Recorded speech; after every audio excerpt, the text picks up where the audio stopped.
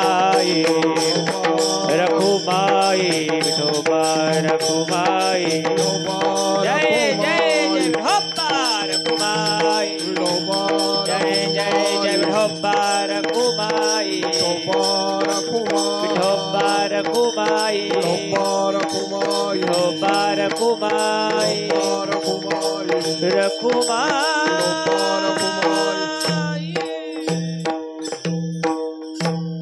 गीता वाचे जे म्हणती गीता गीता गीता वाचे जे म्हणती नाही पुनरावृत्ती तया नरा नित्यनेम वाचे वदताक्षरी भव सिंधू तरी अर्धक्षणी एका जनार्दनी जयाचा हा नेम एका जनार्दनी जयाचा हा नेम तया पुरुषोत्तम न विसंबे नित्यनेम वाचे वदताक्षरी भव सिंधू तरी अर्धक्षणी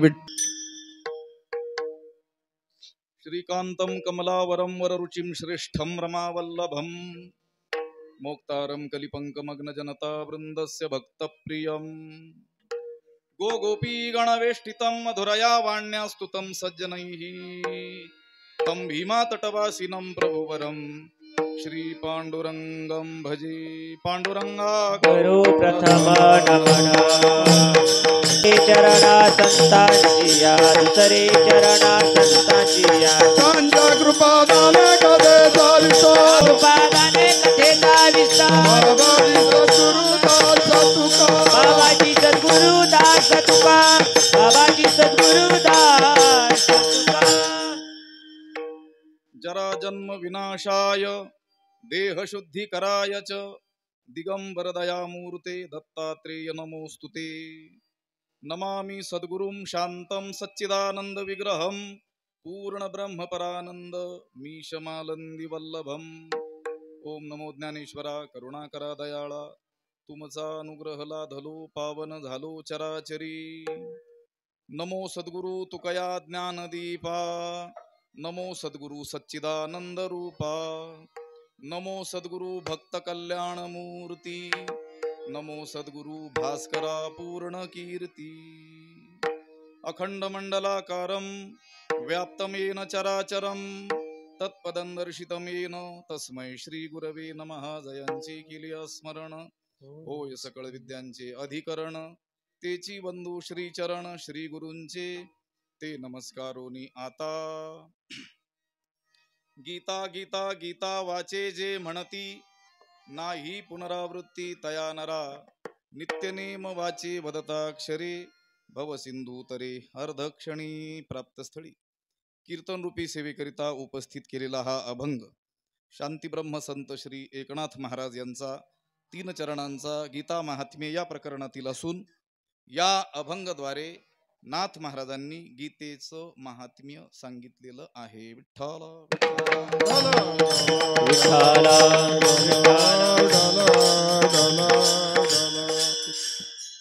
पुण्य पावन अशा श्री क्षेत्र देवगड या स्थानी भगवान दत्तात्रेयांच्या प्रांगणामध्ये ही सेवा आपण करतो आहोत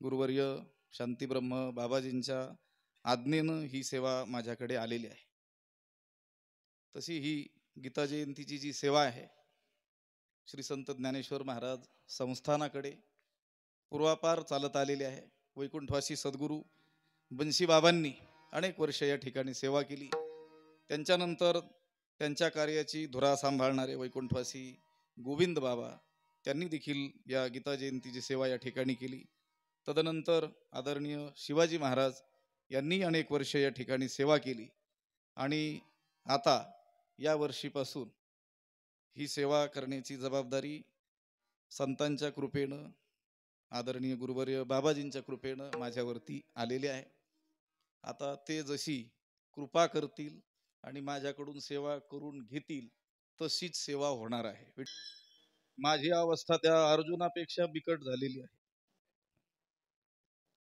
वेपथुश्च शरीरे मे रोमहर्षश्च जायते गांडीवं स्रंसते हस्तात त्वक्चैव परिदह्यते कीर्तन करायला तसं काही भीत नाही आपण आता तो स्वीकारलेलाच असल्यामुळं मार्ग ती करावीच लागतात, करावी लागतील देखील. पण बाबांच्या समोर कीर्तन करताना जी अंतकरणाची स्थिती होते ती जरा वेगळीच असते आणि ती स्वसंवेद्य असते, दुसऱ्याला सांगता येणार नाही. दुसरे देखील माझी स्थिती सांगू शकत नाही आणि मी देखील कोणत्या शब्दात ती व्यक्त करू शकत नाही. विठ्ठल विठ्ठल त्या अर्जुनाची अशीच अवस्था झालेली होती, पण तो प्रचंड भाग्यवान होता, ज्ञानोबा म्हणतात. आता तो काय असा शांत असा काही समय नव्हता. रणांगण ऐसिया समयी कर्कशे, कर्कश समय होता, भयंकर समय होता. भोगीजत स्वानंद राज्य कैसे, आजी भाग्योदयो हा नसे आणि ठाई. त्या भयंकर अशा कर्कश प्रसंगी सुद्धा हा आनंद उपभोगतोय, कारण प्रत्यक्ष भगवान त्याला ते ज्ञान सांगताय. मी अगोदर म्हटलो अर्जुनापेक्षा बिकट स्थिती झालेली आहे, कारण अर्जुनाला तरी त्या भयंकर प्रसंगी ऐकायचं काम होतं, इथं मला बोलावं लागतंय. ज्या श्रीमद भगवद्गीतेची जयंती आजचा दिवस आहे, मार्गशीर्ष शुद्ध एकादशी, मोक्षदा एकादशी, आजच्याच दिवशी भगवंतानं त्या कुरुक्षेत्राच्या रणांगणावर त्या अर्जुनाला हा उपदेश केलेला आहे, अर्जुनाचं निमित्त केलेलं आहे. हा काही तात्कालिक उपदेश नाही आहे की त्या काळापुरता किंवा त्या विशिष्ट व्यक्तीपुरता तो मर्यादित आहे. तसं जर असतं तो केवळ त्या दोघांचा संवाद आणि तात्कालिक म्हणून तो उपदेश असता तर आज त्याचा अभ्यास करण्याची काही आवश्यकता नव्हती. अर्जुनाला केवळ निमित्त केलेलं आहे, देवाला ते ज्ञान सांगायचंय संपूर्ण जगतासाठी, कारण अर्जुन हा आपल्या समस्त मानव जातीचा प्रतिनिधी आहे. त्याला समोर ठेवून त्याचं निमित्त करून अर्जुनम निमित्तीकृत्य आह भगवान वासुदेव, हा भगवान भाष्यकारांनी गीता भाषामध्ये असं म्हटलेलं आहे. तशा अर्जुनाची निव्याजी गीता प्रकाशोनी श्रीराजे, संसारा एवढे थोर ओझे फिडिले जगाचे. अर्जुनाचे व्याजे, व्याजे म्हणजे निमित्तानं. अर्जुनाचं केवळ काय केलेलं आहे, निमित्त केलेलं आहे. देवाला खरा हा उपदेश समस्त मानव जातीच्या कल्याणासाठी सांगायचा आहे, त्यामुळे तो तात्कालिक उपदेश नाही, तो सार्वकालीन उपदेश आहे. गीतेच्या 18 अध्यायापैकी पहिला अध्याय अर्जुन विषाद योग, त्याला ज्ञानोबारायांनी शास्त्र प्रवृत्ती प्रस्ताव असं म्हटलेलं आहे. शास्त्राची प्रवृत्ती का झाली, गीता का सांगावी लागली, याची कारण त्या पहिल्या अध्यायात सांगितलेली आहे. त्या अर्जुनाला काय झाला, विषाद झाला, खेद झाला, दुःख झालं, मोह झाला, स्नेह उपनले अद्भुत, अद्भुत स्नेह त्याच्या ठिकाणी काय झालं, त्या प्रसंगी उत्पन्न झालं. पण त्याचा मोह दूर करण्याकरिता हा उपदेश सांगितलेला आहे. त्याचा मोह नाही, आपलं सूत्र लक्षात ठेवायचं की गीता ही केवळ त्या अर्जुनासाठी नाही आहे, अर्जुनाचं निमित्त करून संपूर्ण मानव जातीचं कल्याण करण्याकरिता, संपूर्ण मानव जातीमध्ये असलेला जो अविवेक आहे, मोह आहे, अज्ञान आहे, ते दूर करण्याकरिता हा उपदेश भगवंतानं केलेला आहे. हे 700 श्लोक आणि 18 अध्याय, पण सगळ्या वेदाचं रहस्य भगवंतानं त्या गीतेमध्ये काय केलेलं आहे, प्रकट केलेलं आहे. जगातील सर्व उपासना मार्गांचा विचार भगवद्गीतेत केलेला आहे. म्हणून अनेक लोक वेद नाव ऐकलं की तोंड वाकडं करतात, पण ते गीता वाचतात. वेदाला नाकारणारे अनेक लोक आहेत, पण गीतेला नाकारून कसं चालेल, कारण त्यांनी जो काही त्यांचा मार्ग निर्माण केला त्याला कुठेतरी आधारभूत गीतेचंच काय आहे, तत्वज्ञान आहे. अनेक पंथ, भारतातील अनेक पंथांचा विचार आपल्याला सांगता येणं शक्य आहे. त्या सगळ्यांनी आपली आपली जी तत्व उचललेली आहेत ती भगवद्गीतेतून उचललेली आहे. म्हणून हा महान असा हा ग्रंथ आहे. विदर्भरत्न प्रज्ञाचक्षू गुलाबराव महाराज त्यांनी गीतेला जागृत श्रुती म्हटलेलं आहे. कारण वेद जयाचे निश्वासी, जन्म झाले वेद राशी. वेद आहे, ज्ञानाचा सागरच आहे. वेदू काय काय न, वेद सगळंच बोलतो. वेद अनंत बोलिला, अनंतावै वेदा, वेद अमर्याद आहे. सगळ्या विषयांची चर्चा त्या वेदानं केलेली आहे. वेद जाणत नाही अशी गोष्टच नाही आहे. पण असं असलं तरी ते जे वेद आहेत ते निर्माण झाले कशातून? भगवंताच्या घोरण्यातून झाले. घोरतो कधी माणूस? झोपेत, झोपेत, गाढ झोपेत. नाही बरं, असं बोललं तर चालतं, म्हणजे कुणी गाढ झोपलं नाही हे तरी कळतंय. ज्या भगवंताच्या गाढ निद्रेतून, त्या घोरण्यातून वेदाचा जन्म झाला, त्या भगवंतानं जागृत अवस्थेत आणि अगदी सर्वही निर्धारून या अगदी सगळा विचार करून अर्जुनाला ते ज्ञान दिलेलं आहे.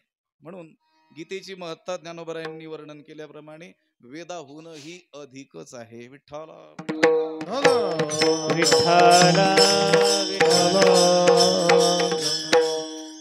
अनेक विषयांची चर्चा गीतेनं केलेली आहे. मला जे बोलायचंय, मला आरंभ जो करायचा आहे, गीतेनं ज्या स्थितप्रज्ञाचं वर्णन केलं, गीतेनं ज्या त्रिगुणातीत महात्म्याचं वर्णन केलं, गीतेनं 12व्या अध्यायात ज्या भक्तांचं वर्णन केलं, गीतेनं जी ज्ञानाची 18 लक्षणं सांगितली, ती सगळी लक्षणं आपल्याला एकवटलेली दिसतात. कुठं? दूर नाही जायचं, समोर पाहायचं. पूजनीय स्वामीजी सांगत होते आणि आमच्या चर्चेचा विषय राहत असतो, महापुरुषाचं जीवन हे किती कष्टमय असतं. बरं, आवश्यकता नसताना जी कर्मे आचरून जन्मोजन्मी निष्काम कर्मे आचरून ज्या स्थितीला ते पोहोचलेले आहेत, आता त्यांना त्या स्थितीमध्ये वेद शास्त्र कोणताही विधी आणि निषेध करत नाही. निस्त्रय गुण्ये पथी विचरताम को विधी ही को निषेध. हा त्रिगुणातीत असलेला जो महात्मा आहे, त्याला वेद इदम करू हे केलं पाहिजेस आणि इदम मा करू हे करू नकोस असं कधीही सांगत नाही. माझे श्री गुरु स्वामीजी नेहमी म्हणत असतात, वेद आणि ईश्वर सुद्धा मला आज्ञा देऊ शकत नाही. पण वेदानं शास्त्रानं आज्ञा दिलेली नसूनही आचाट कर्मे करताना ही महात्मे आपल्याला दिसतात. त्यांना आवश्यकता नाही आहे, पण ते ज्ञानोबरायांचं ऐकतात. कारण ज्ञानोबरायांनी सांगितलं, जे प्राप्तार्थ झाले. आताच विषय चालू आहे आमचा, बाबाजींच्याच कृपेनं म्हणा, महापुरुषांच्या आज्ञेनं म्हणा, आम्ही ज्या ठिकाणी ज्ञानोबरायांनी जगाला ज्ञानाचा संदेश दिला, त्यांच्या अक्षरांचा अर्थ त्यांच्या समोरच सांगण्याचं धाडस करतो. विठ्ठे प्राप्तार्थ झाले, जे निष्कामता पावले, तया ही कर्तव्य असे उरले लोकालागी. ज्ञानोबरायांनी सांगितलं, हे महात्मे हो, तुम्ही ब्राह्मी स्थितीला पोहोचलेले आहात, त्रिगुणातीत झालेले आहात, तुम्ही ज्ञानी झालेले आहात. आता तुम्हाला कर्म करण्याची यत्किंचितही आवश्यकता राहिलेली नाही आहे, हे खरं आहे. पण जर का तुम्ही कर्म करणं सोडाल, उपासना मार्ग सोडाल, तर तुम्हाला अनुसरणारा जो समाज आहे तो उन्मार्गगामी झाल्याशिवाय राहणार नाही. केवळ दयेनं येतो हिताचा कळवळ, पडती हाती म्हणून काळा, बुडत हे जन न देखवे डोळा, येतो कळवळा. प्रचंड कळकळ जगत उद्धाराची अंतकरणात असल्यामुळं काहीही आवश्यकता नसतानाही हे महात्मे रात्रंदिवस निष्काम कर्म आचरताना दिसतात. संग्रहमेवापि संपश्यन कर्तुमर्हसि. लोकसंग्रहार्थ ती कर्म करत असतात. आम्ही सांगितलं तिथं लोकसंग्रह शब्दाचा अर्थ केवळ लोक गोळा करणं नाही. लोकांनी लोकसंग्रह शब्दाचा अर्थ संग्रह म्हणजे संपादन, गोळा करणं. लोक गोळा करणं हा अर्थ नाही आहे तिथं. लोकांना सन्मार्गाला लावणं, कुमार्गापासून त्यांना काय करणं, निवृत्त करणं, हा लोकसंग्रह शब्दाचा काय आहे, अर्थ आहे. लोक जोडणं नाही. आपल्या भाषेत सांगतो आता लोकसंग्रह शब्दाचा अर्थ. लोक जोडणं हा लोकसंग्रह शब्दाचा अर्थ नाही, लोक घडवणं हा लोकसंग्रह शब्दाचा अर्थ आहे. आपल्या आचरणातून आदर्श वस्तुपाठ नेहमी जगासमोर ठेवणारे हे महात्मे आहे. तुम्ही म्हणाल गीतेचं चिंतन आणि महात्म्याचं वर्णन, मग गीतेत कशाचं वर्णन केलं? गीतेचं चिंतन करत असताना महात्म्यांच्या वर्णनाला सोडून करू तर ते गीतेचा जो करता भगवंत त्यालाच रुचणार नाही. विठ्ठलता महांतो निवसंती संतो वसंत वल्लोक हितैंचरंतः तीर्णा हा स्वयं भीम भवार्णवम जनान अहेतुनान्यान अपितारयन्तः विठ्ठल विठ्ठल विठ्ठल भगवान भाष्यकार आचार्यांनी अशा महापुरुषांचं वर्णन केलं.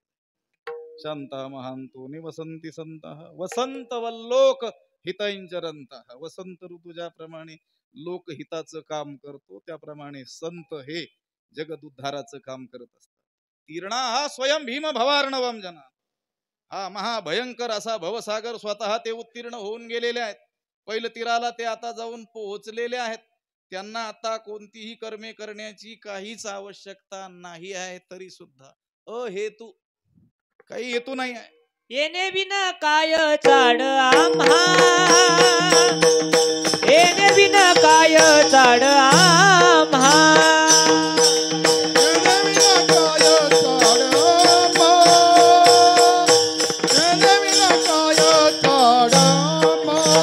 उपकारासाठी केले हे उपाय,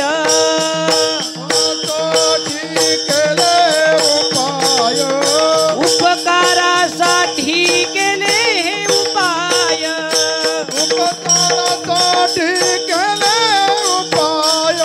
उपाय येणे विना काय चाड आम्हा,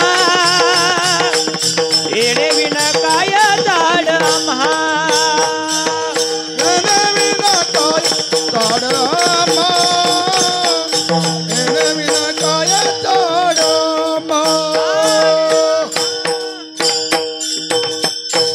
ही सगळी जी खटपट आहे कशासाठी आहे? उपकारासाठी केले हे उपाय.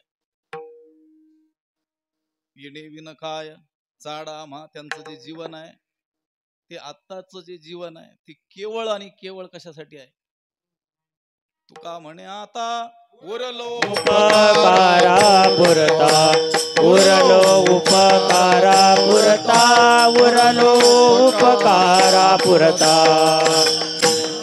म्हणे आता उरलो उपकारा पुरता, उरलो उपकारा पुरता, उरलो उपकारा पुरता. तुका म्हणे आता उरलो उपकारा पुरता, उरलो उपकारा पुरता, उरलो उपकारा पुरता. तुका म्हणे आता उरलो उपकारा पुरता, उरलो उपकारा पुरता, उरलो उपकारा पुरता.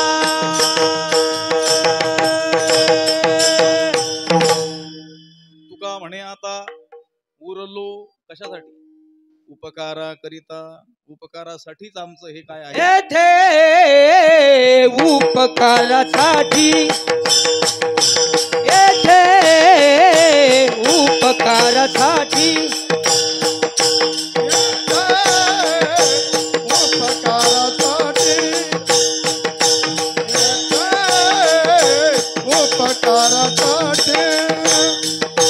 येथे येथे उपकारासाठी, येथे उपकारासाठी, येथे उपकारासाठी, येथे उपकारासाठी. आले घर जावय कुंठी, आले घर जावय कुंठी. येथे उपकारासाठी, येथे येथे उपकारासाठी. आले घर जा वैकुंठी, आले घर जा वै. येथे उपकारासाठी, येथे उपकारासाठी, उपकारासाठी, उपकार. खरी गोष्ट तर ही असते ती आलेलेच उपकार करण्याकरिता असतात. तुकाराम महाराजांनी त्यांच्याबद्दल सांगताना आमचं हे आता उर्वरित जीवन उपकारासाठी असं सांगितलं आणि महात्मे मात्र उपकारासाठीच या ठिकाणी आलेले असतात असं म्हणतात. विठ्ठला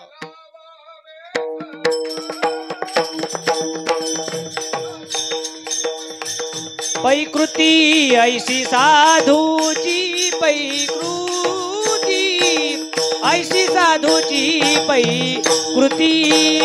जगाला वावे पंच साधूची पै कृती ऐशी साधूची पै कृती ऐशी साधूची पै कृती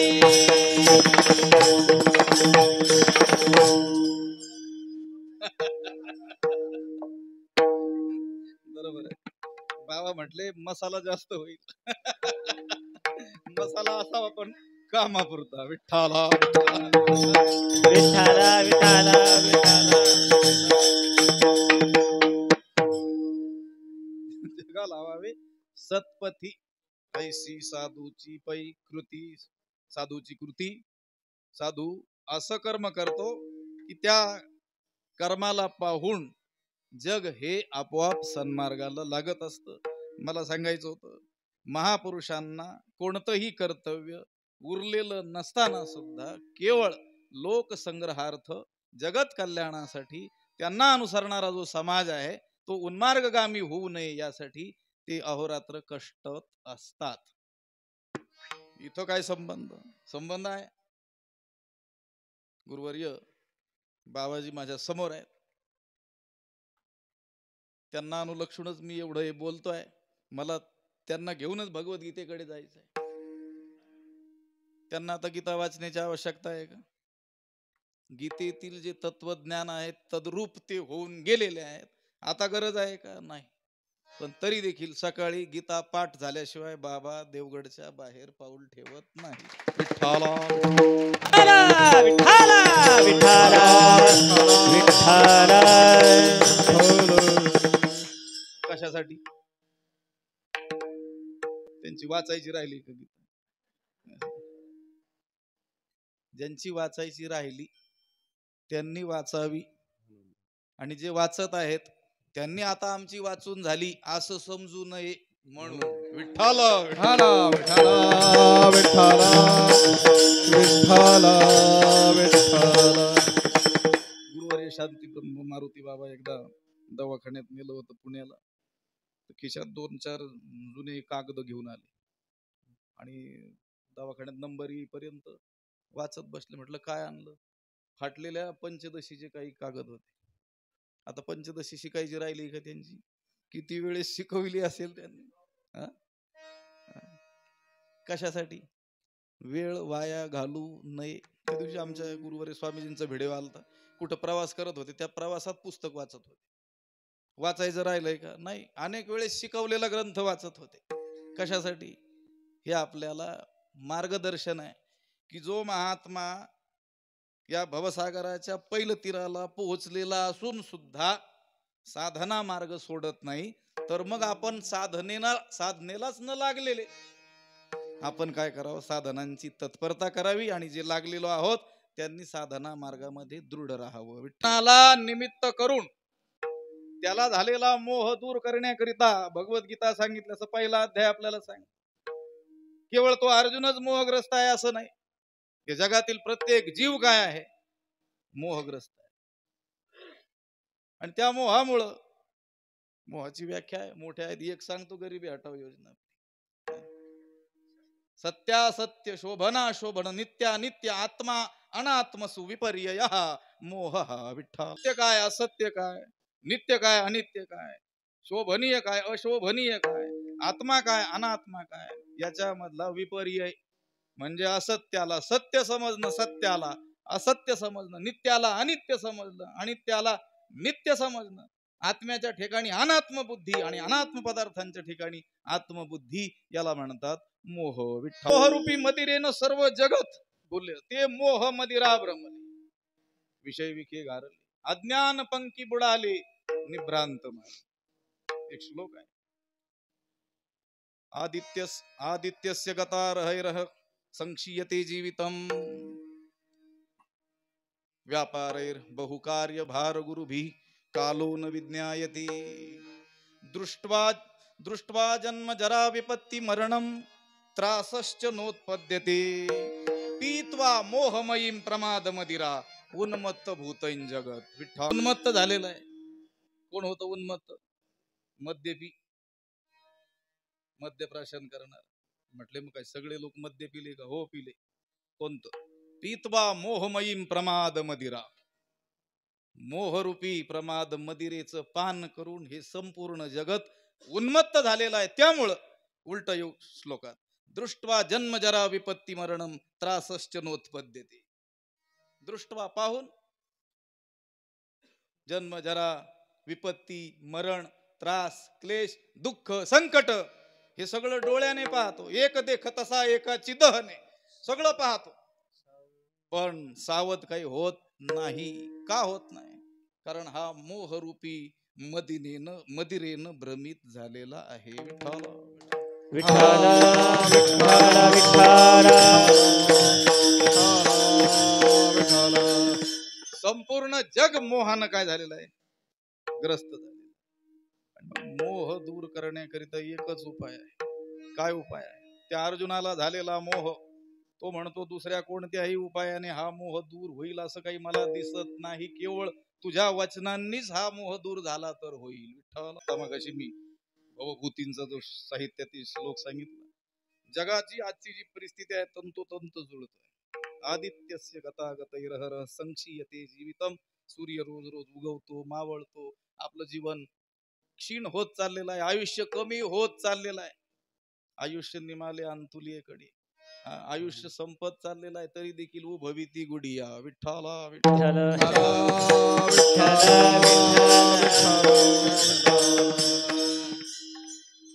जीवन संपत चाललेलं आहे. प्रचंड दुःख आहेत, क्लेश आहेत, तरी देखील मनुष्य सावरत नाही. याचं कारण आहे तो मोहग्रस्त झाले. मोहग्रस्त झालेल्या माणसाला सगळं विपरीत दिसतं. सत्याच्या ठिकाणी असत्य धारणा होते, असत्याच्या ठिकाणी सत्यत्व बुद्धी होते, आणि मग त्याच्या दुःखात आणखीच भर पडत चालते. हा मोह दूर करण्याकरिता एकच उपाय. अर्जुनाचा मोह ज्या ज्ञानानं दूर झाला, त्या श्रीमद भगवद्गीतेचं ज्ञान जर आपल्याला प्राप्त होईल तर आपण देखील मोहरहित होऊ. विठ्ठल अर्जुनासारख्याला देखील गलित गात्र करून टाकलं मोहानं. जे वज्रापासून कठीण दुर्धर अति दारुण त्याच्या हृदयाचं वर्णन केलेलं आहे. असं त्याचं महाभयंकर हृदय, कोणत्याही वेळी कंपायमान न झालेलं त्याचं हृदय मात्र त्या मोहानं ग्रस्त झाल्यामुळं काय झाला? तो भयभीत होऊन गेला, गलित गात्र होऊन गेला, किंकर्तव्य मूढ झाला. काय करावं हे त्याला सुचेना. स्वतःचा लढणं हा क्षात्र स्वभाव तो विसरला आणि परधर्म भिक्षा त्याचा अवलंब करू पाहत होता. विठ्ठला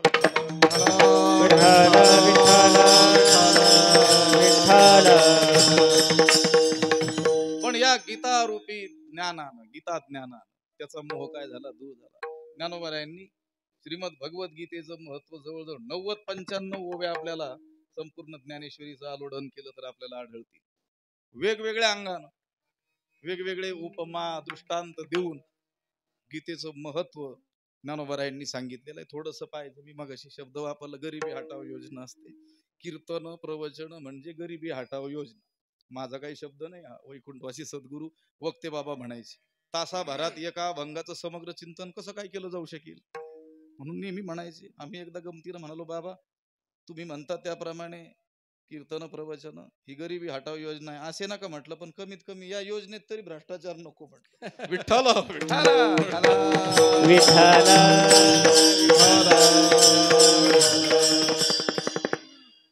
तरी गीता हे सप्तशती मंत्र प्रतिपाद्य भगवती मोह महिषा मुक्ती आनंदली असे. ज्ञानोबारायांनी गीतेचं जे वेगवेगळं वर्णन केलं त्यातील ही एक ओवी आहे. ज्ञानोबाराय म्हणतात, श्रीमद भगवद्गीता मला कशी दिसते? महिषासुर मर्दिनी सारखी दिसते, अंबिके सारखी दिसते, जगन्माते सारखी दिसते. की ज्या जगन्मातेनं त्या महिषासुराचा काय केला? वध केला. ह्या गीतारूपी महिषासुर मर्दिनीनं कोणता महिषासुर मारला? मोह महिषा मुक्ती आनंदली असे. त्या महिषासुरानं जगाला त्रस्त करून सोडलं होतं, त्राहिमाम करून सोडलं होतं. म्हणून जगन्मातेनं काय केलं? त्याचा वध केला आणि जगाला त्याच्या क्लेशातून संकटातून सोडवलं. पण तो एक होता, तत्कालीन त्या काळात होता. त्या काळातील लोकांना त्यानं काय केली होती? पीडा दिलेली होती. त्याचा वध केला, त्या लोकांची सुटका त्याच्या त्रासातून त्या जगन्मातेनं अंबिकेनं केली. पण मोहरूपी हा महिषासूर हा मात्र सर्व काळ या जगाला काय करतोय, छळतोय, त्या मोह महिषासुराचा वध करणारी ही कोण आहे? महिषासूर. मोह महिषा मुक्ती आनंदली असे. विठ्ठला विठ्ठला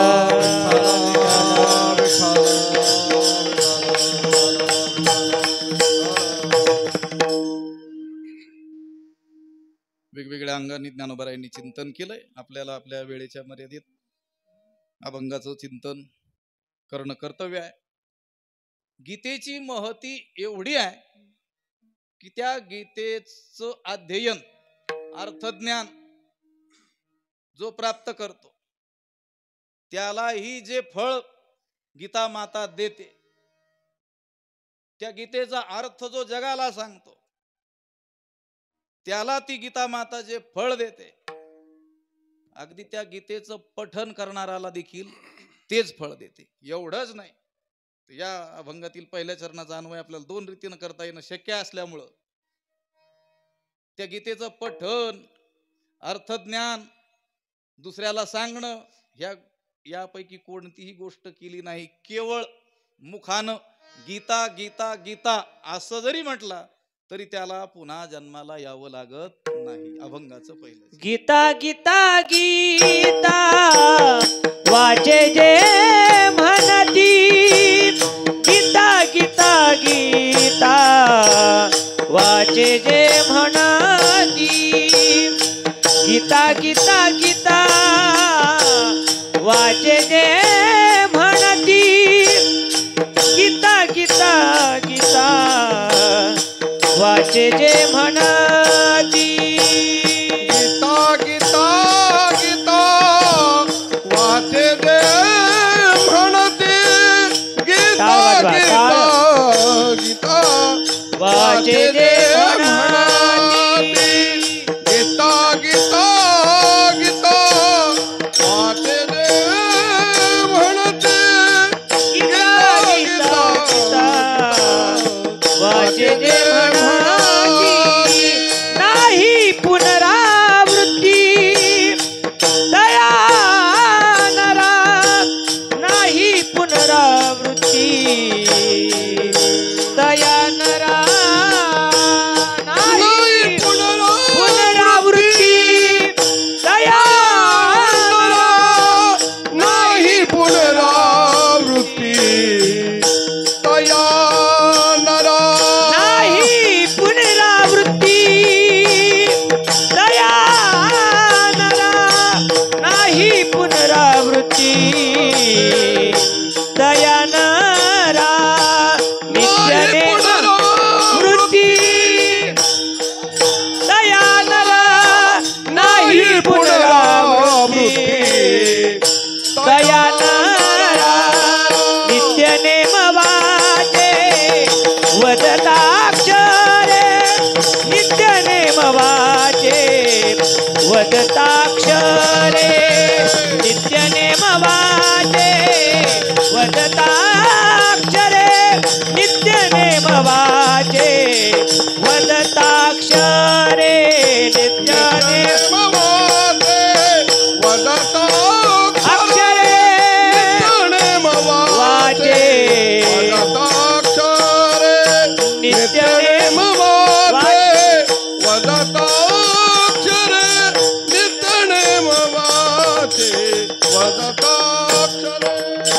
गीता गीता गीता वाचे जे म्हणती, गीता गीता गीता वाचे जे म्हणती, नाही पुनरावृत्ती दया नरा, नाही पुनरावृत्ती दया नरा.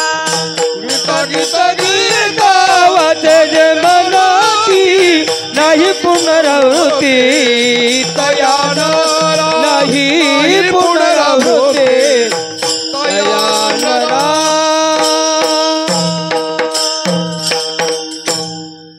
वाचे जे म्हणती, नाही पुनरावृत्ती तया नरा.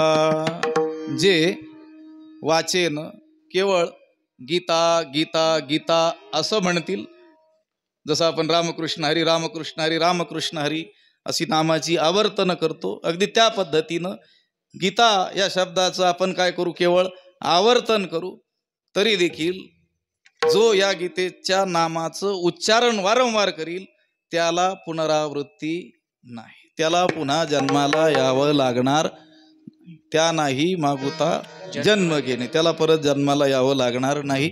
हा एक अन्वय आणि महापुरुषांनी केलं, त्यांचं अनुसरण आपण करत असल्यामुळं गीता गीता गीता वाचे जे म्हणती, म्हणजे गीतेचं जे श्रवण करतील, गीतेचं जे मनन करतील, गीतेचं जे निधिध्यासन करतील, ते साक्षात्कारापर्यंत निश्चितच पोहोचत असल्यामुळं त्यांना देखील पुनरावृत्ती नाही, त्यांना देखील जन्माभाव रूप मोक्ष प्राप्त होत असल्यामुळं त्यांना पुन्हा जन्माला यावं लागणार नाही. अशा दोन रीतीचे अन्वय जुन्या जाणत्या संत महापुरुषांनी गुरुजनांनी केलेले आहेत. त्यातील पहिला जो अन्वय आपण केला की गीता हे जे नाव आहे त्याची केवळ आवृत्ती जो करील, अहो ठीक आहे ना, गीतेचं श्रवण जर करील, पठन करील, वाचन करील, त्याचा अर्थज्ञानाचा विचार करील, त्याचं मनन करील, निधिध्यासन करील, तो साक्षात्कारापर्यंत पोहोचेल, त्याला जन्माला यावं लागणार नाही, ही गोष्ट मान्य आहे बुवा.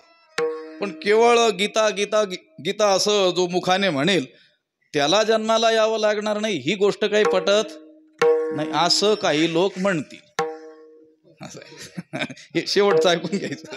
असं काही जण म्हणतील, म्हणू शकतात केवळ गीतेच्या नामाच्या उच्चारणानं मुक्ती कशी काय प्राप्त होईल.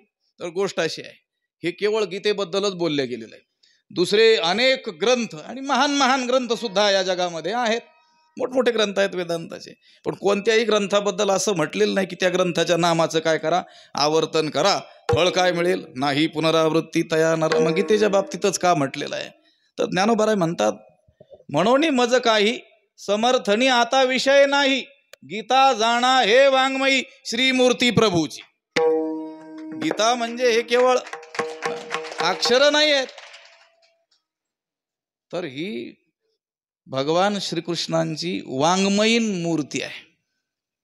गीता म्हणजे प्रत्यक्ष भगवान श्रीकृष्ण आहेत. दुसरे जे शास्त्र आहेत, ज्ञानोबारायांनी मोठा विचार केलेला आहे तिथं, त्या शास्त्रामध्ये वाच्य आणि वाचक हे वेगळे असतात. वाचक म्हणजे सांगणारा, शास्त्र सांगणारा, आणि वाच्य म्हणजे त्या शास्त्रामध्ये ज्याचं वर्णन केलेलं आहे.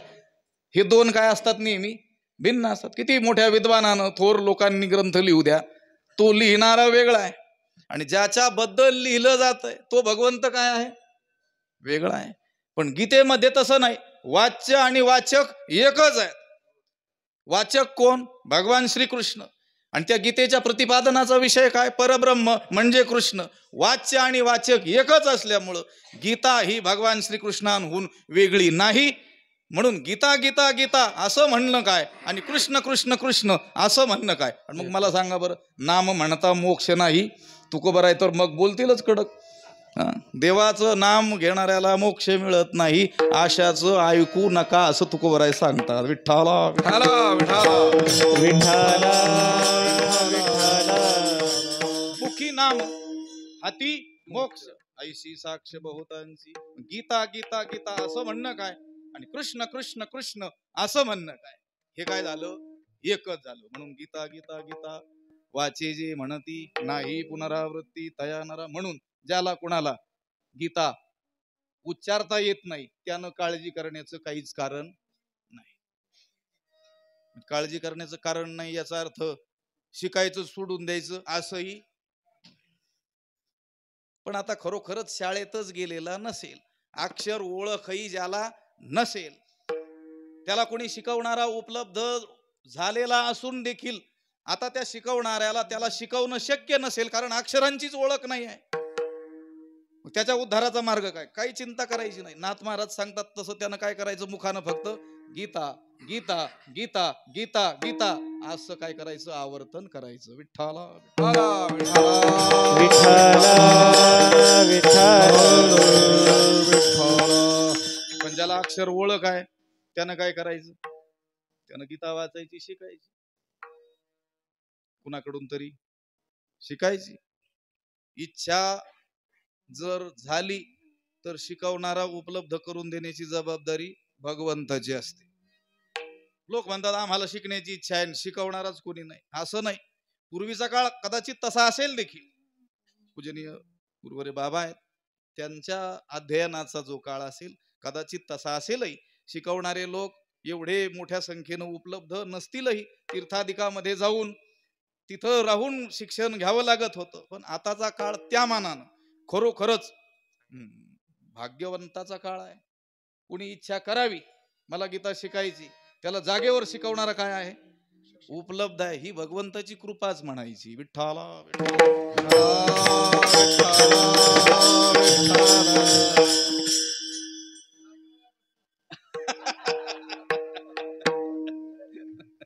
बाबा म्हणतात जागेवर प्राप्त आहे, पण आता लागतंय त्यांना चार्ज लागतो.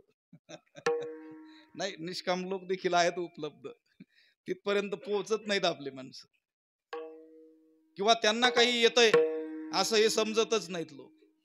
कारण लोकांची जी समजूत आहे, मोठा कोण विशेष निघाला. बाबांनी छेडला बडून बरं का, नाही तर माझा काय अधिकार नाहीये.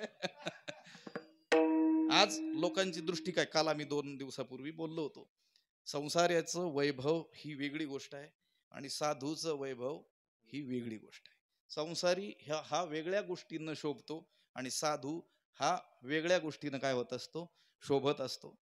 पण संसारी लोकांची इतकी स्थूल दृष्टी झालेली आहे, संसारी ज्या गोष्टींना शोभतो, ज्या गोष्टीनं लोक संसारातील लोक मोठं म्हणतात संसाराला, तेच मीटर इकडं साधूकडे लावतात.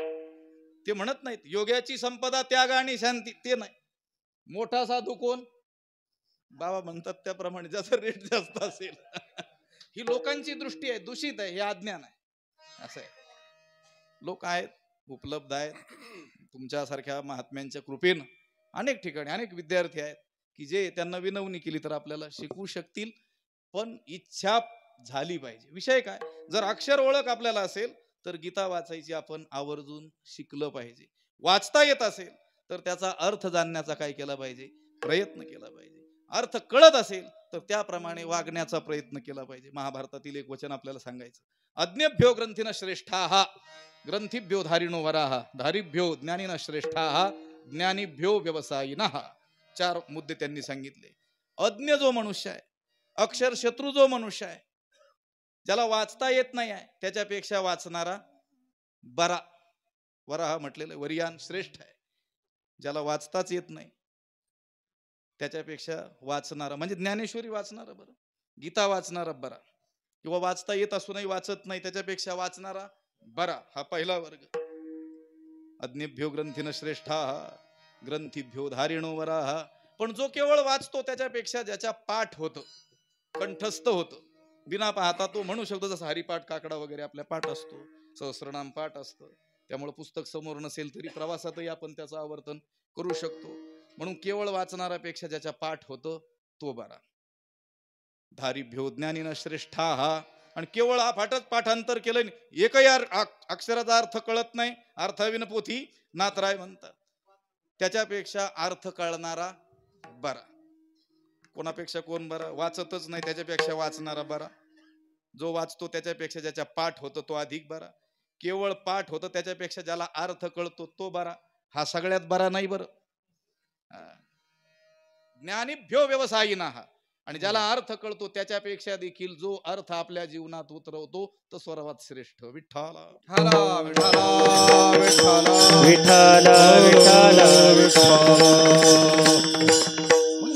गीता गीता गीता वाचे जे म्हणती, याचा एक अर्थ आपण सांगितलं. केवळ गीता गीता गीता गीता असं आपण मुखानं म्हटलं, भलेही गीता आपण वाचली नाही तरी देखील त्याचं फळ तेच आहे जे त्या गीतेच्या पठनाचं आहे. जे हे श्रवणे पठने अर्थे मोक्षुचु लाभे, त्याचं पापदाय तत्वता मोक्ष जोडे, पापदाय तत्वता मोक्ष जोडे, पापदाय तत्वता मोक्ष जोडे. गीता गीता गीता त्रिवार बोलता, गीता गीता गीता त्रिवार बोलता, गीता गीता गीता त्रिवार बोलता. पापदाय तत्वता मोक्ष जोडे, पापदाय तत्वता मोक्ष जोडे पापदाय तत्वता मोक्ष जोडे पापदाय तत्वता मोक्ष जोडे नामदेव महाराजांचं नाव बघ. गीता गीता गीता त्रिवार बोलता पाप जाय आणि तत्वता मोक्ष जोडे, म्हणजे त्याला पुनरावृत्ती नाही. जो केवळ मुखानं गीता गीता गीता गीता असं म्हणेल त्याचं फळ सांगितलं नाही पुनरावृत्ती तया नरा. आणि दुसरा जो अर्थ आहे की गीतेचं जो श्रवण करील, पठन करील, गीतेचं मनन करील, गीतेचं काय करील, निधिध्यासन करील, अर्थ जाणण्याचा काय करील, प्रयत्न करील, अर्थरूप जो होऊन जाईल त्याला नाही पुनरावृत्ती तया नरा. गीतेनं अशी काही वर्गवारी केलेली नाही आहे. जसं ज्ञानोबाराय म्हणतात की नाही, आईला ताहणं आणि शहाणं याच्यात आई काय करत नाही आहे, भेद करत नाही आहे. त्याप्रमाणे गीता माऊली नसे जाणे तान्हे. विठ्ठल विठ्ठल विठ्ठल विठ्ठल. गीतेच्या वाचकालाही तेच फळ. एक प्रदक्षिणा जपाची बाहेरुणी करीती यया छाया एक ते श्रवण मिसे छाया सेविती ययाची. एक प्रदक्षिणा जपाची. जप म्हणजे केवळ त्या गीतेचं पारायण. आपण जसं रोज पारायण करतो तसं पारायण केलं तरी देखील त्याला तेच फळ. पारायण रूपी प्रदक्षिणा केली, त्या गीतेला केवळ काय केली, प्रदक्षिणा केली. तिच्या अर्थ गाभाऱ्यामध्ये आपण शिरलोच नाही, केवळ बाहेरून त्या अक्षरांचं काय केलं, पठन केलं तरी तेच फळ. एक ते श्रवण मिसे छाया सेविती. दुसरे जे आहेत ती केवळ पठन करतात, केवळ पारायण करतात आणि सोडून देतात असं नाही, तर त्या गीतेचं काय करतात, श्रवण करतात. कोणीतरी ज्ञानी महात्म्याकडे, कोणीतरी संत सज्जनाकडे जाऊन त्या गीतेच्या अर्थाचं ज्ञान काय करून घेतात, प्राप्त करून श्रवण करतात. त्या गीतेवर कुठं प्रवचन चालू असेल, पाठ चालू असेल तर ते काय करतात, श्रद्धेनं काय करतात, ऐकतात. श्रवणाचे मिसे बैसावे एवढी ज्ञानेश्वरी बद्दल बोलतात नामदेवराय. एक ते श्रवण मिसे छाया सेविती ययाची. एक ते अवधानाचा पुरा विडा पाऊड भितरा रिगती गाभारा अर्थ ज्ञानाचे. दुसरे जे आहेत अवधानाचा पुरा, पूर्ण अवधान एकवटून काय करतात, त्या गाभाऱ्यात शिरतात, गीतेच्या अर्थज्ञानाच्या गाभाऱ्यामध्ये शिरतात. हे जे लोक आहेत ना, जे केवळ वाचणारे, दुसरे श्रवण करणारे, तिसरे त्याच्या अर्थाचा विचार करणारे, हे सगळे जे लोक आहेत त्या सगळ्यांना गीता एकच फळ देते, जे हे श्रवणे पाठे अर्थे मोक्षुची लाभे. त्यांनी सांगितलं समर्थाची पंक्ती भोजने तळील्या वरिल्या एकची पक्वाने तेवी श्रवणे अर्थे पठने मोक्षुची लाभे. श्रवणे अर्थे पठने. जो श्रवण करतो, जो अर्थ जाणण्याचा प्रयत्न करतो, जो केवळ पठन करतो त्याला काय प्राप्त होतो, मोक्ष. उदाहरण काय दिलं, समर्थाची पंक्ती भोजने. जो समर्थ पुरुष आहे त्याच्या ठिकाणी जर अन्नदान असेल तर त्याचं घर जर असं 2-3 मजले असेल, तळील्या वरिल्या, तळील्या म्हणजे तळलेल्या पापड्या भजे वगैरे, तळील्या म्हणजे तळ मजल्यावरच्या व्यक्तींना देखील तेच वाढलेलं असतं, आणि वरिल्या वर मजल्यावर जे बसलेले आहेत त्यांना देखील तेच वाढलेलं असतं. तिथं भेद केला जात नाही. तिथं म्हणजे ज्ञानोबाराय सांगतात त्या समर्थाच्या ठिकाणी दुसरा समर्थ नका डोक्यात आणू. नाही तर तळील्या वेगळं, वरिल्या वेगळं, आणि बाहेरील्या तर आगळं वेगळंच. विठ्ठला विठ्ठला विठ्ठला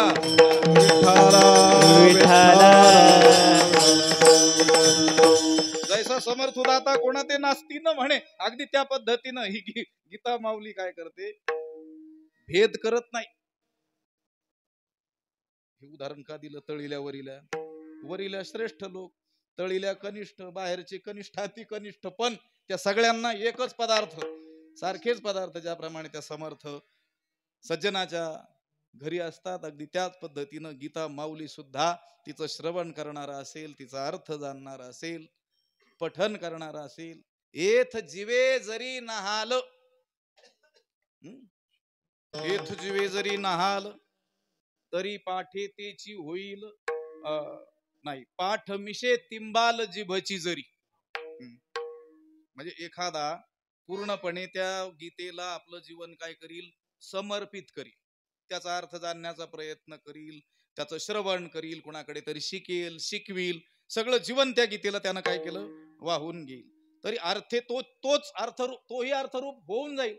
आणि दुसरा, त्याला त्याचा अर्थ कळत नाही आहे. कुणी अर्थ सांगत असेल तरी देखील ती धारण करण्याची शक्ती, सामर्थ्य नाही आहे. पण एक करू शकतो, कुणाकडे तरी वाचायचं, तो शिकलेला असल्यामुळं तो त्या गीतेचा पाठ करू शकतो, पारायण करू शकतो. पाठ मिशे तिंबाल जिभची जरी. पुढे उदाहरण देतात ज्ञानोबा, तरी लोह एके अंशे जगटली परिसे एरीकडे आपैसे सुवर्ण होय. जे लोखंड आहे ते त्या परिसाला जाऊन कशाही रीतीनं काय झाला, त्याचा स्पर्श झाला, कोणत्याही अंगानं काय झाला, स्पर्श झाला. असं नाही की त्या लोखंडाची वरचीच बाजू त्या परिसाला लागल्यानंतर त्याचं सुवर्ण होईल, मध्यभागी जर त्या परिसाचा स्पर्श झाला तर त्याचं सुवर्ण होणार नाही, शेवटी जर स्पर्श झाला, पाठीच्या बाजूला जर स्पर्श झाला तर सुवर्ण होणार नाही, असं नाही. तरी लोह एके अंशे, एक अंश झगटली परिसे एरीकडे पैसे सुवर्ण होईल. तैसी पाठाची ते वाटी श्लोक पाद लावा ना जव ओठी तव ब्रह्मतेची पुष्टी येईल अंगा. विठाला विठाला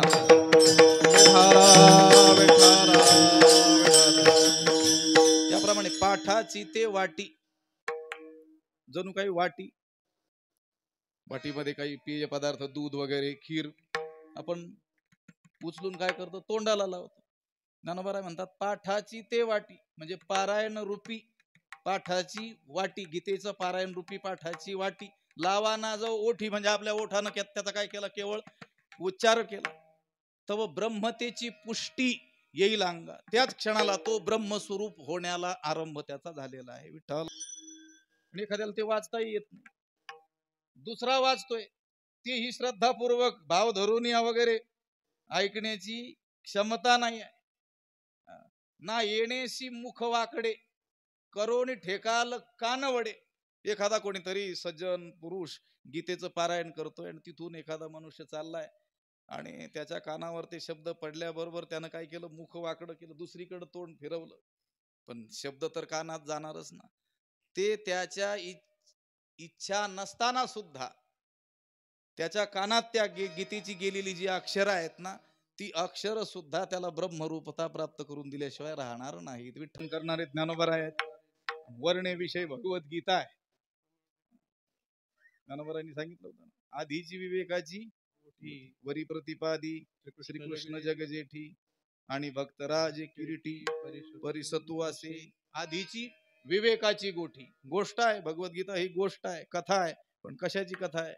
विवेकाची गोष्ट आहे, ज्ञानाची गोष्ट आहे, आत्मकथा आहे. ती कशी ऐकायची भगवद्गीता? आपली चर्चा जर कुठं चालू असेल आणि त्या बाजूनं जर आपण चाललेलो असू तर तसंच पुढे निघून जात नाही, कितीही अर्जंट काम असलं तरी. काय करतो, त्या भिंतीला, खिडकीला कान देऊन काय करतो, ऐकतो, हे नेमकं माझ्याबद्दल काय बोलत आहे. किती एकाग्रतेनं ऐकतो, सर्वांगाचे कान करून ऐकतो. तशी गीता ऐकली पाहिजे. का? कारण ती कथा आहे. कोणती कथा आहे? आत्मकथा आहे. रामायण म्हटलं तर भगवान श्रीराम प्रभूंचं काय आहे, ते चरित्र आहे. अवतार धारण केल्यापासून निज धामाला जाईपर्यंत चरित्र आहे, पण ते रामाचं चरित्र आहे. पण गीता मात्र कोणाचं चरित्र आहे? हे प्रत्येकाचं, तुमचं, आमचं चरित्र आहे. त्यामुळे ती कसं ऐकलं पाहिजे? जसं आपल्याबद्दल चर्चा चालताना आपण ऐकतो तितक्या एकाग्रतेनं ऐकलं पाहिजे. विठ्ठला विठ्ठला विठ्ठला विठ्ठला. हे पहा, ज्या भगवंतानं ही गीता सांगितली त्यानंच नियम करून ठेवलं, ही कोणालाही सांगू नका. इदं ते ना तपस्कार ना भक्ताय कदाचन न चाशुश्रूषवे वाच्यम न च माम योऽभ्यसूयति. सांगून टाकलं नियम. अशा लोकांना काही करू नका, हे ज्ञान सांगू नका. पण संत मात्र अत्यंत आईच्या हृदयाचे. त्यांना वाटलं देवाची ही आज्ञा पालन करावी आणि अशा लोकांना सांगू नये तर मग यांच्या उद्धाराचा मार्ग काय? ज्ञानोबरायांनी हे गीतेचं जे वर्णन केलेलं आहे ना, की एखादा त्याच्या कानावर त्या गीतेची अक्षरं पडली, त्यानं वाकडं तोंड करून निघून गेला, तरी देखील ती कानावर पडलेली जी अक्षर आहे गवाक्ष त्या कानाद्वारे त्याच्या हृदयापर्यंत पोहोचून तिथं काय करतील, कधी ना कधी साक्षात्कार निर्माण करतील. तो संजय त्या धृतराष्ट्राला सांगतोय, तो धृतराष्ट्र म्हणतोय हे न पुसतो तू ते, हे काय तुला विचारलंय काय? देवानं ज्ञानाची लक्षणं सांगितली, त्रिगुणातीताची लक्षण, हे मी विचारलंय का? तिथं काय झालं म्हणजे कुणाचा विजय होईल, कोण कुणाशी लढतय हे सांग. त्याला इच्छा आहे का गीता ऐकण्याची? अजिबात इच्छा नाही. माझी अवसरी ते फेडी, विजयाची सांगे गुढी. तो म्हणतो विजय कोणाचा होईल ते सांग, आतापर्यंत तिथं त्यांनी काय केलं ते सांग. आता संजयावर जबाबदारी असल्यामुळं आणि तो एक आपला स्वामी निष्ठ सेवक असल्यामुळं या स्वामीचा देखील काय व्हावा, उद्धार व्हावा अशी त्याच्या अंतकरणात काय आहे, कळकळ आहे. पण तो म्हणतो, हा माऊलींचे शब्द आहेत, हा म्हातारा म्हटले नाशिला, हा म्हातारा चांगलं आहे काय सोडून हा दुसरंच मला विचारत बसतोय. पण त्या धृतराष्ट्राचा देखील काय झाला, उद्धार झाला. त्यानं अनिच्छेनं ऐकलेली गीता, इच्छा नसताना देखील, पण ती त्याला शेवटी काय झाली, काम आली. विठ्ठल देखील ज्ञानोबरायांनी सांगितलं, जेवढी अक्षर गीतेची कानावर पडतील तेवढे अश्वमेध यज्ञाचं काय होईल, कर्णद्वारे ते तुली होती पुरे अश्वमेध, अश्वमेध यज्ञ, तेवढे अश्वमेध यज्ञ. असं वर्णन जगामध्ये कोणत्याही ग्रंथाचं आणि कोणीही केलेलं नाही. लाभ काय सांगितला गीतेच्या अध्ययनाचा, गीतेच्या पठनाचा, गीतेच्या श्रवणाचा, गीतेच्या अर्थ विचाराचा, किंवा हे काहीच जमत नसेल तर केवळ मुखानं गीता गीता गीता गीता असं म्हणण्याचा नाही. पुनरावृत्ती तया नरा, ही पुनरावृत्ती भल्या भल्यांना चुकत नाही.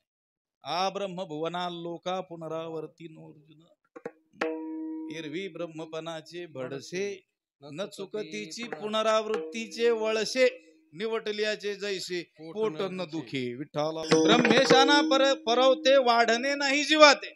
जीव वाढून वाढून वाढून वाढून कुठपर्यंत जातो, ब्रह्मदेव त्या पदापर्यंत पोहोचतो. सगळ्यात मोठं जीवाचं पद म्हटलं तर कोणतं, ब्रह्मदेव. इंद्रापेक्षा देखील खूप उच्च असलेलं पद. या लोकात जशी पद असतात सापेक्षतेनं, याच्यापेक्षा ते मोठं, त्याच्यापेक्षा ते मोठं, तसं जीव वाढून वाढून वाढून पुण्यबळानं काय होऊ शकतं, ब्रह्मदेव होऊ शकतो. म्हटले त्या ब्रह्मदेव किती वर्ष जगतो, 100 वर्ष.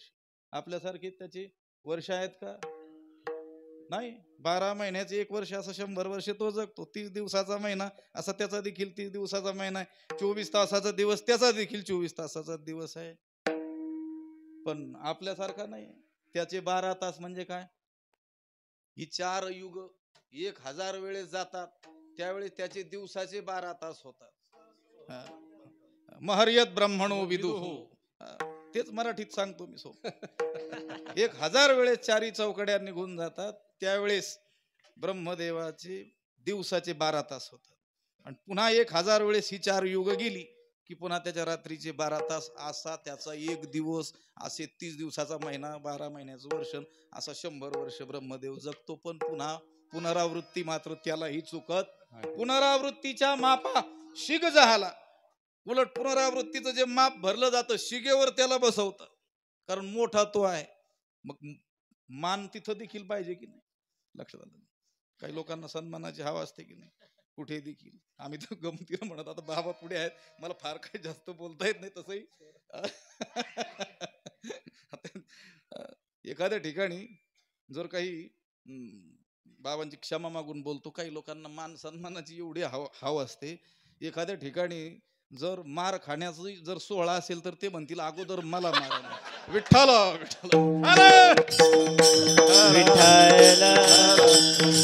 ब्रह्मदेव हा मोठा असल्यामुळं त्याला मान आहे. पुनरावृत्तीच्या मापा शिग झाला. ते बाकी त्यांची नंतर, याचीच अगोदर पुनरावृत्ती. मोठा आहे म्हटले मान दिला पाहिजे, नाहीतर राग येईल. त्याची कशी पुनरावृत्ती अगोदर केली, मला जाऊ द्या जन्माला. त्याला देखील पुनरावृत्ती चुकत नाही, पुन्हा त्याला जन्माला यावं लागतं. आपण पाहतो तेतम भुक्त्वा स्वर्ग लोकम विशालम क्षिणे पुण्ये मर्त्य लोकम विशंती.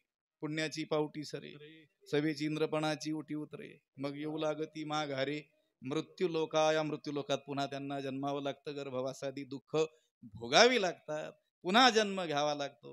जन्म दुःखम जरा दुःखम जाया दुःखम पुनः पुनः अंतकाले महद दुःखम तस्मात जागृही जागृही विठ्ठला विठ्ठला विठ्ठला विठ्ठल विठ्ठल विठ्ठल.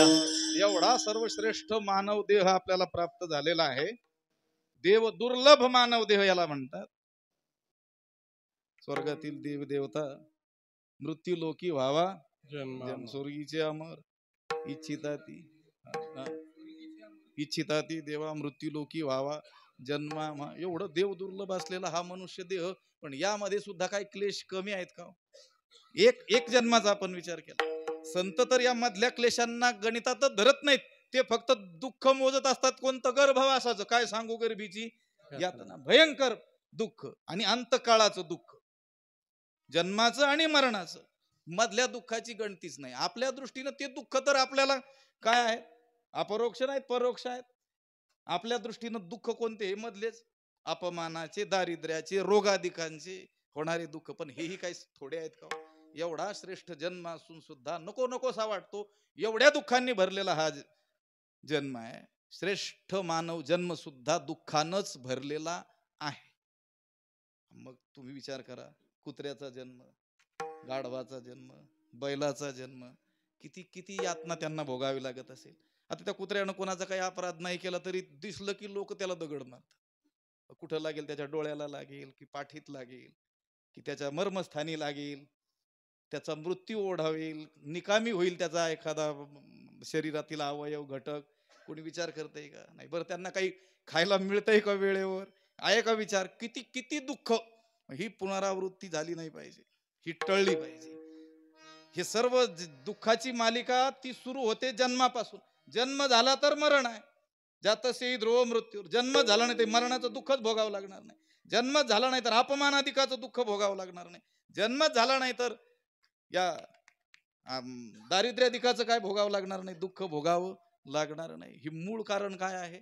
जन्म म्हणजे पुनरावृत्ती. ही पुनरावृत्ती चुकते. कशाने? गीता गीता गीता वाची जी म्हणती नाही पुनरावृत्ती तया नरा. हे त्या केवळ गीता गीता गीता मुखानं म्हणण्याचं काय आहे? फळ आहे. पण एखाद्याने जर काय केलं, त्याला वाचता येते आणि त्याने काय केलं? नियम केला की नियमानं मी गीतेचं काय करील? पठन करील, तर त्याचं फळ दुसऱ्या चरणात. नित्यनेम वाचे वदता आकर.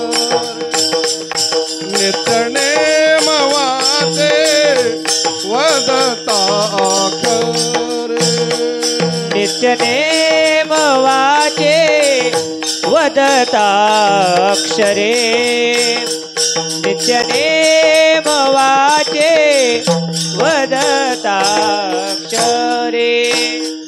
भव सिंधु तरे अर्धक्षणी.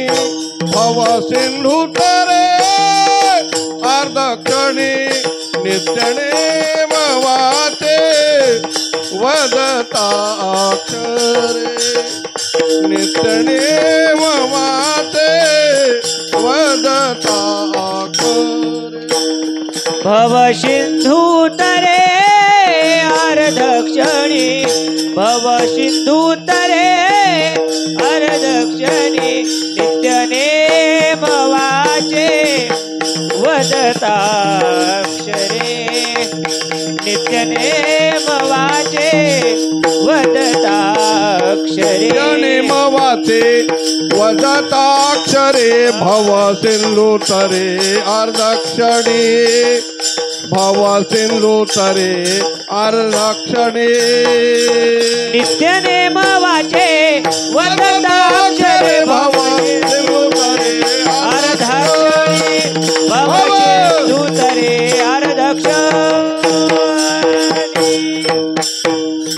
मवाचे वदताक्षरे भवसिंधू तरी अर्धक्षणी ज्याने भगवद्गीतेला वाचण्याचा नियम केलेला आहे. नित्य नेम वाचे वदता अक्षरे. नित्य नेमानं आपल्या वाचेनं त्या अक्षराचं पठण जो करतो. भवसिंधू तरी अर्धक्षणी. थोडं लक्ष द्यावं लागेल. नित्य नेमानं गीतेच्या अक्षराचं पठण करतो तो भवसिंधू अर्धक्षणात तरून जातो. मग अर्धक्षणात जर तरून जात असेल तर नित्य नेमानं वाचण्याची काय गरज आहे? लक्षात येत आहे का काही? नित्य नेम म्हणजे सतत जो गीतेच्या अक्षरांचं काय करतो? पठन करतो.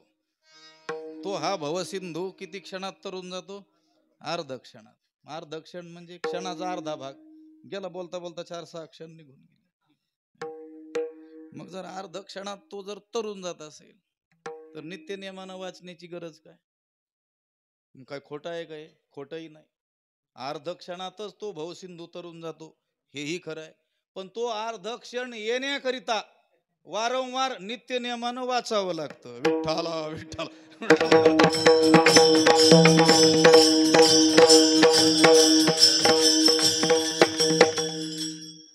भवसिंधू अर्धक्षणातच तरून जातो. एक क्षण देखील त्याला लागत नाही. त्याला ज्ञान झालं रे झालं की त्या ज्ञानाच्या अव्यवहित उत्तर क्षणात म्हणजे पुढचा क्षण येण्याच्या अगोदरच त्याचा काय होऊन जातो? उद्धार होऊन जातो. तुम्हाला एक उदाहरण सांगतो मी.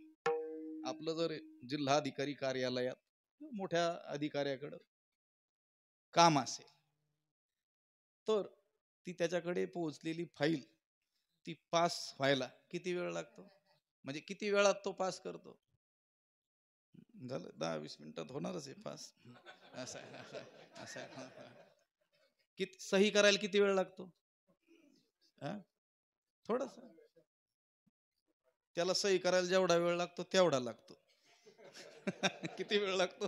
सही करायला जेवढा वेळ लागतो तेवढा. पण त्या कागदपत्रांची पूर्तता करण्यासाठी किती काळ जातो? 6 महिने जातात कधी कधी. लक्षात. ग्रामपंचायतचा दाखला, सरपंचच गावाला गेलेला, कॉम्प्युटरच बंद आहे म्हटलं. अनुभव दिसतोय तुम्हाला? तहसील मधील काय आणा ना हरकत प्रमाणपत्र काय. आता ते तुमच्याकडूनच ऐकलेलं थोडस ते सांगतो. बरंच तुम्हाला ठाऊक आहे. हे सगळं गोळा करून मग आपण त्याच्या टेबलवर ती फाईल नेतो. तो पाहतो किती वेळास पास करतो? 1 मिनिट भरामध्ये त्या कागदपत्रांची पूर्तता असेल तर. तसं जीवाला उद्धार व्हायला किती वेळ लागतो? काना वचनाची भेटी सरिसाची पै किरीटी वस्तू होऊन उठी कवन कुजो. श्री गुरूंच्या मुखातून निघालेलं जे महावाक्य आहे ते केवळ याच्या कानावर येऊन आदळण्याचा अवकाश आहे. हा तात्काळ ब्रह्मरूपतेला काय होऊन जातो? प्राप्त होऊन जातो. पण श्री गुरूंनी केवळ त्या एका वाक्याचा केलेला उपदेश आणि त्याने तात्काळ ब्रह्मरूपता प्राप्त होण्यासाठीची जी योग्यता आहे ती प्राप्त करायला जन्म जन्म साधन करावी लागतात. विठ्ठला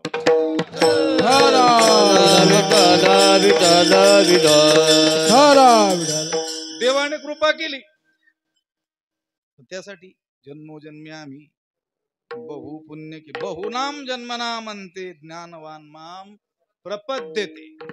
अनंत जन्म काय करावी लागते? निष्ठेनं साधना करावी लागते. निष्काम कर्म करावे लागतात. वेदबोधित निष्काम कर्म करावे लागतात. वेदबोधित निष्काम उपासनांचं आचरण करावं लागतं. मग ज्ञानाची योग्यता काय होते? प्राप्त होते. मग आपल्या पुण्यबळानच तो भगवंतच आपणची देव होय गुरु. तो गुरु रूपानं आपल्याला काय होतो? प्राप्त होतो. गुरु जे आपल्याला प्राप्त होत असतात ते कोणी मानव नसतात, सामान्य नसतात.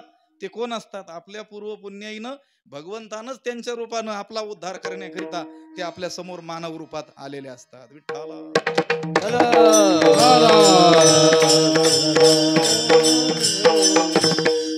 आणि मग त्या अधिकारी शिष्याला ते उपदेश करतात आणि त्या शिष्याचा उद्धार होतो. किती काळात? क्षणही नाही, अर्ध क्षणात.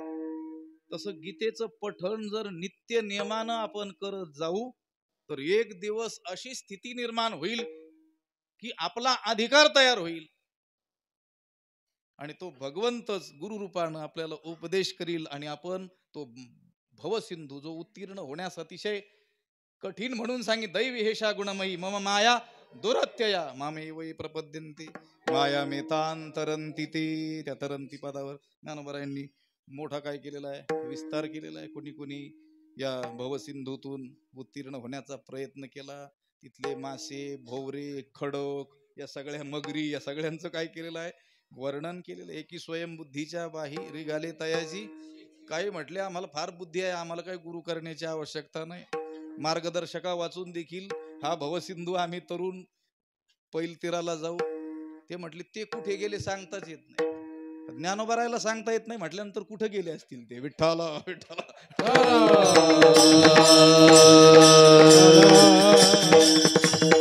येथे एकची लीला तरले जे सर्व भावे मज तया आईलीच थडिये सरले मायाजळ. त्याच्या पुढची उभी त्याचं एक चरण महत्वाचं आहे, जया सद्गुरु तारू. देवाला शरण गेल्यानंच भवसिंधूतून उत्तीर्ण होतं हे खरं आहे, पण देवाला जे शरण जायचं ते सद्गुरूंच्या आज्ञेनं आणि त्यांच्या मार्गदर्शनानं, त्यांच्या मागोमाग चालत जाऊन भक्ती केल्यानं. नित्य नेमवाची वदता अक्षरे या भगवद्गीतेची अक्षर नित्य नियमानं नियमपूर्वक जर आपण काय करू, त्या गीतेचा पाठ करू. रोज एक अध्याय म्हणण्याचा आपला नियम असेल. 10 श्लोक, 20 श्लोक, 2 अध्याय, काही काही महात्म्यांचं पूर्ण गीता त्याचं पारायण करण्याचा काय असतो, नियम असतो. काही काही महात्मे होऊन गेले. पैठण क्षेत्रामध्ये आपले वैकुंठवासी बाजीराव महाराज रोज जवळेकर बाबा गीतेचा रोजचा पाठ त्यांचा चुकला नाही. आणि एकादशीचं मौन असायचं आणि निर्जला व्रत ते करायचे. शेवटपर्यंत या व्रतामध्ये ते काय राहिले, स्थिर राहिले. नित्य नियमवाचे वदता अक्षर, ठीक आहे त्यांच्या इतकं कठोर व्रत आपल्याच्याने होणार नाही, पण 1 अध्याय 2 अध्याय तरी आपण काय करू शकतो, वाचू शकतो. 10 मिनिटं 20 मिनिटं ते वाचण्याला दिवसभर लोक पेपर वाचत बसतात, पारायणच करतात त्या पेपरचं, जाहिराती वाचतात. ते दशक्रियाविधी कोणाचे आले ते नावासह पाठ झालेले असतात. पण गीता वाचत नाही, ज्ञानेश्वरी वाचत नाही, संत वाङ्मय वाचत नाही. कोणाकरता निर्माण केलं हे लक्षात आलं?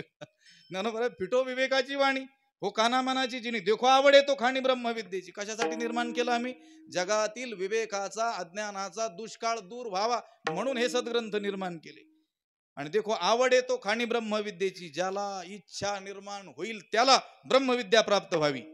त्याला फक्त इच्छा निर्माण व्हावी की मी ब्रह्मज्ञानी व्हावं, त्याने काय करावं, ज्ञानेश्वरीचा आश्रय करावा. पर्याय ना, भगवद्गीतेचा काय करावा, आश्रय करावा. ती अक्षरे नव्हती ते काय केवळ अक्षर थोडीच आहे त्या पेपर मध्ये आलेल्या अक्षराप्रमाणे. ब्रह्म साम्राज्य दीपिका, परब्रह्माच्या साम्राज्याचं दर्शन घडविणारी ती दीपिका आहे. विठ्ठला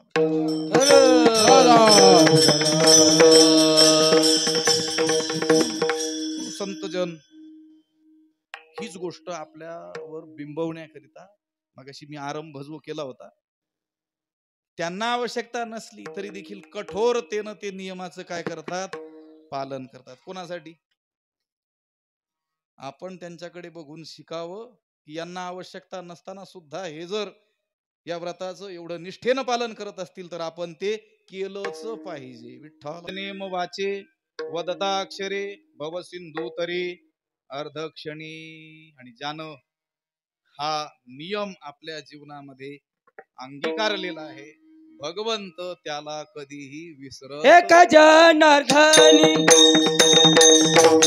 एक जनार्दनी जयाचा हा नेम. एक जनार्दन एक जनार्दन एक जनार्दन जयाचा नेम. एक जनार्दनी एक जनार्दनी एक जनार्दनी जयाचा नेम. एक जनार्दनी एक जनार्दनी एक जनार्दनी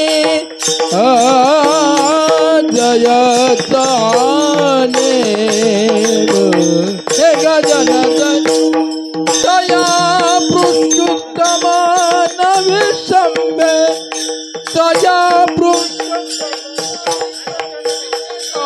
वाचे नित्य नेम वाचे गीताचारे नित्य नेम वाचे भवसिंधू तरे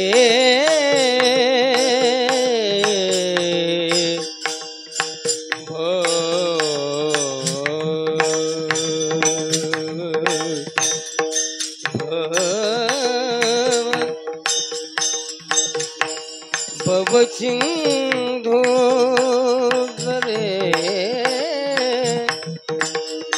भवसिंधू तरे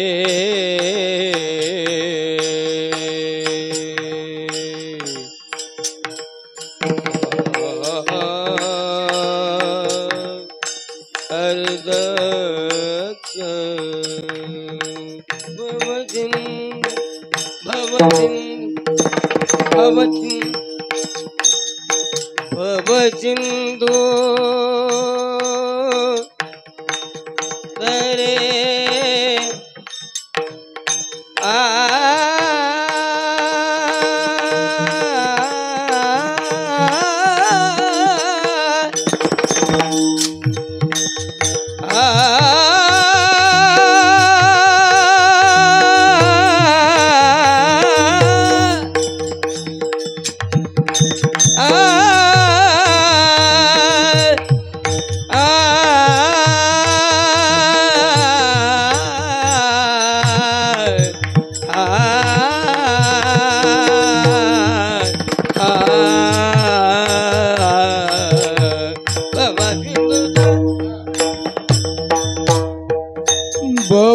भवसिंधू तरे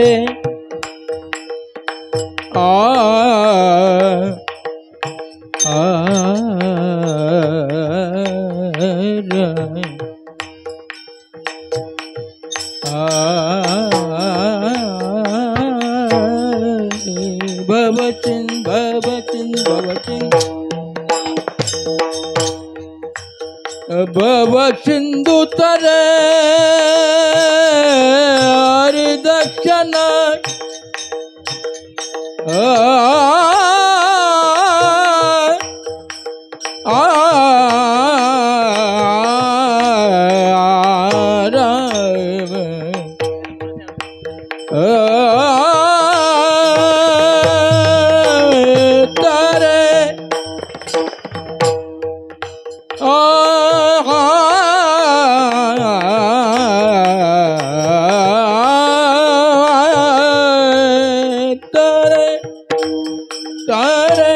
भवसिंधू तरे अर्ध नित्य वाचे नित्य नेम वाचे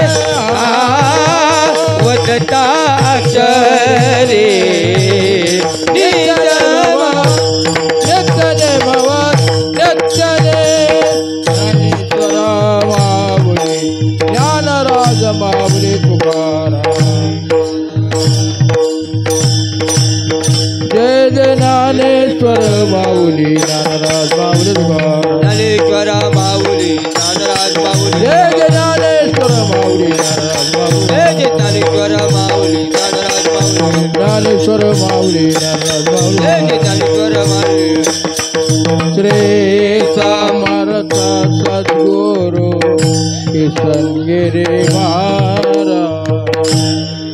समर्थ सद्गुरु किशनगिरी महाराज श्री समर्थ सद्गुरु किशनगिरी महाराज श्री समर्थ सद्गुरु किशनगिरी महाराज श्री समर्थ सद्गुरु किशनगिरी महाराज श्री समर्थ सद्गुरु किशनगिरी महाराज श्री समर्थ सद्गुरु किशनगिरी महाराज श्री समर्थ सद्गुरु किशनगिरी महाराज श्री समर्थ सद्गुरु किसनगिरी महाराज श्री समर्थ सद्गुरु किसनगिरी महाराज श्री समर्थ सद्गुरु किसनगिरी महाराज श्री समर्थ सद्गुरु किसनगिरी बोला बोला ताली वाजवा. श्री समर्थ सद्गुरु किसनगिरी महाराज श्री समर्थ सद्गुरु किसनगिरी महाराज श्री समर्थ सद्गुरु किसनगिरी महाराज समर्थ सद्गुरु किसनगिरी महाराज श्री समर्थ सद्गुरु किसनगिरी महाराज श्री समर्थ सद्गुरु किसनगिरी महाराज.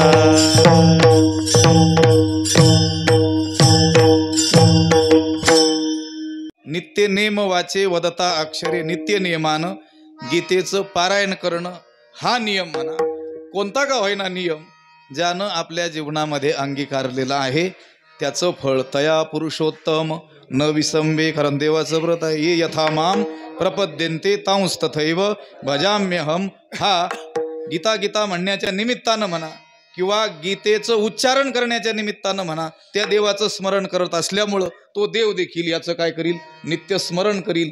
तया पुरुषोत्तम न विसंबे. क्षणासाठी देखील तो देव या भक्ताला या साधकाला विसरणार नाही. या अभंगाचं काहीसं मोडकं तोडकं चिंतन या ठिकाणी करण्याचा मी प्रयत्न केला. भगवान दत्तात्रयाच्या जन्मोत्सवानिमित्तानं या ठिकाणी हा जो महोत्सव प्रतिवर्षी होतो त्या उत्सवातील गीता जयंतीचं जे कीर्तन आहे ती सेवा आहे ती ज्ञानेश्वर महाराज संस्थानाकडे असल्यामुळं माझ्यावर ही जबाबदारी आली. बाबांनी मला ही आज्ञा दिली. दत्त स्वरूप असलेल्या सद्गुरू किसनगिरी बाबांचं कार्य समर्थपणे ज्यांनी आजपर्यंत चालवलं आणि सर्व साधू समाजाला आदर्शभूत जीवन आपलं दाखवून दिलं ते सद्गुरू भास्करगिरीजी महाराज आणि आदरणीय पूजनीय स्वामी प्रकाशानंद गिरीजी महाराज या ठिकाणी उपस्थित असलेले अनेक ज्येष्ठ वारकरी मंडळी महाराज मंडळी तुमच्या सगळ्यांच्या उपस्थितीमध्ये तुमच्या सगळ्यांच्याच कृपेनं काहीसं बोलण्याचा मी या ठिकाणी प्रयत्न. गीता गीता गीता वाचे जे म्हणती आतापर्यंत आपण खूप चांगल्या प्रकारचं चिंतन ज्यांच्या मुखातून ऐकलेलं आहे. ज्ञानोबारायांचे दास वैकुंठवासी सद्गुरू बनशेबाबांचे एक सेवक म्हणून त्यांनी जे आपल्या जीवनामध्ये एक कामगिरी स्वीकारली व्रत स्वीकारलं आणि त्या सेवेच्या सेवेमधूनच आपल्याला गीता आता आपण सकाळी गीतेचं पारायण केलं. नाथबाबांचे अभंगही आपण म्हटले की गीता गीता म्हटल्यानंतर पारायण केल्यानंतर यज्ञ प्राप्त होतात जप तप अनुष्ठानाचं पुण्य प्राप्त होते. पण आता आपर्यंत आपण घाटावर बसून तांब्यानेच आंघोळ केली फक्त. पण पाण्याची किती खोली आहे ते आता महाराजांनी आपल्याला सांगितले. उलट्या सुलट्या उड्या मारून दाखवल्या त्यांनी. आता आपल्याला तांब्याने होई होई होई होई करून आपण चालतं करत. तर असं ही खोली पारून येणे जे माऊलीच म्हणतात ना सगळ्या गोष्टीचं याला श्रीगुरूंची कृपा लागते. सहज महाराज बोलतात एक श्रीगुरूच्या कृपेशिवाय होत नाही. बरेच किती जरी आपण विद्वत्ता मिळवली मी नाही. जे करतो ते श्रीगुरूंच्या कृपेने करतो असं वृत्ती असली की ते सहज बोलण्यातून बाहेर पडत असते. तेव्हा खूप चांगल्या प्रकारचं आतापर्यंत आपल्याला गीतेचं ज्ञान सांगितलं. आता खरं म्हणजे महाराज देवीचे दास सगळ्यांनाच माहीत होते देवीचे दास आहेत त्यांचं नावच आहे देवीदास. पण ज्ञानोबारायने सांगितलं अजून माणसाला माहीतच नाही देवीचे दास. ज्ञानेश्वरी देवीचे दास म्हणून ज्ञानोबारायने त्यांना बोलवून घेतलं आणि मग माझा दास हो आणि लोकांना ज्ञानेश्वरी चांगली सांगत जा म्हणून दास आहेत ते. पण ज्ञानेश्वरी देवीचे दास आहेत. पण देवदास महाराजांनी खूप चांगल्या प्रकारे याला श्रीगुरूंची कृपा आणि स्वतःची श्रद्धा लागत असते. खूप खूप चांगल्या प्रकारचं चिंतन केलं आणि ज्ञानोबारायांचा सदैव कृपेचा वर्षाव होत राहील हीच आम्ही भावना व्यक्त करतो आणि महाराजांचं अभिनंदन करतो.